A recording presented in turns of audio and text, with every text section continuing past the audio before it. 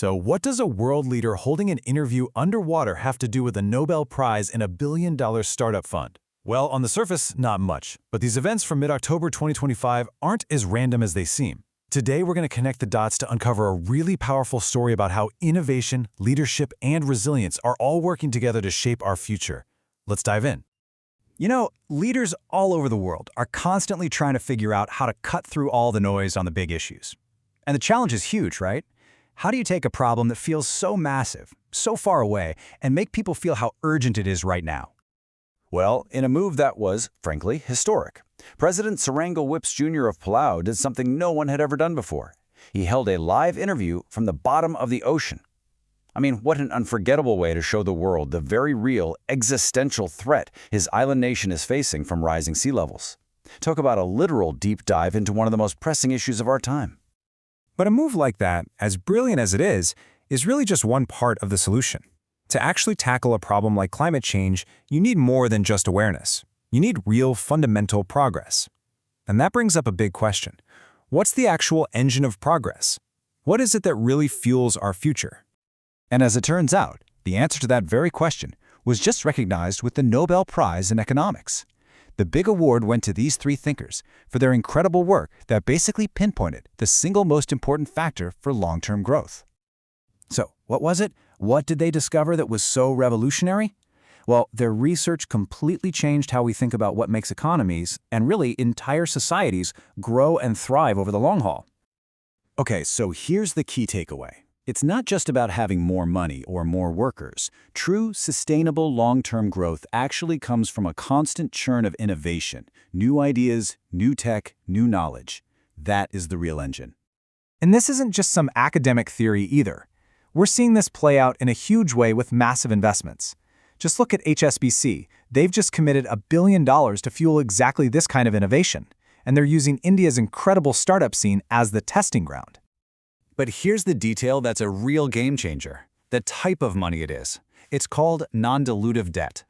Now, in simple terms, that means founders can get the funding they need to grow without having to give up ownership of their own company. It's smart money that's designed to empower the innovators themselves. But of course, funding is just one piece of the puzzle. For all that innovation to really take off and flourish, you also need the physical infrastructure, the places where new ideas can be shared, tested, and built upon.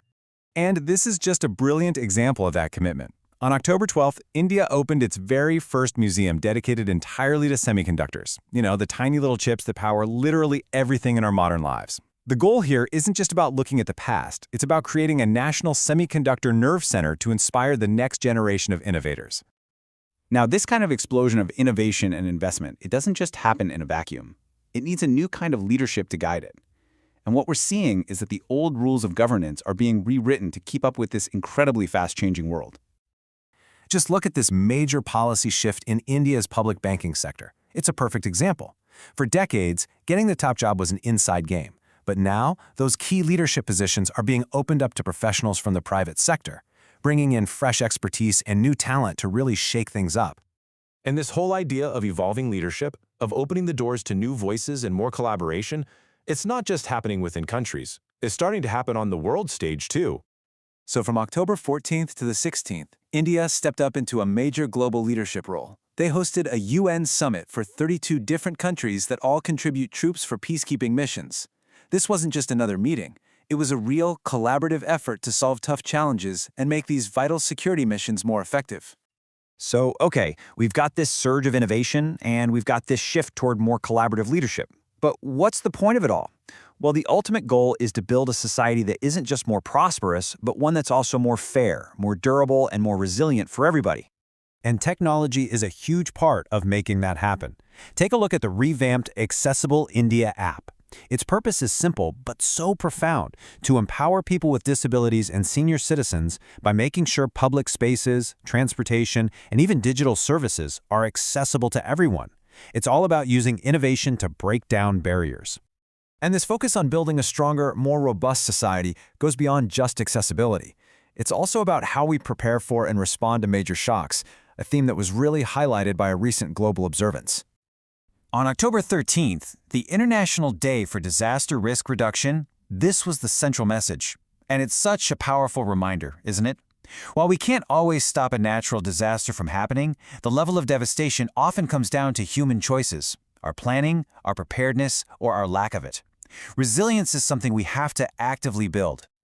So when we finally step back and look at that underwater interview and the Nobel Prize and the Tech Museum and the UN Summit, we can see they're not just random headlines at all. They're all threads in a much larger story. So what does this snapshot from October 2025 really tell us? It shows a world where progress isn't just about money and power anymore. It's about a feedback loop. Breakthrough ideas are driving growth, and that growth demands more open, more collaborative leadership to manage it. And the whole point of all this change? To build a future that's not just richer, but stronger, safer, and more inclusive for everyone. Which leaves us with one last thing to think about. If these are the connections that are shaping our world today, what happens as the pace of change keeps getting faster and faster? What new challenges and what incredible new opportunities are going to emerge from the connections that will define our world tomorrow?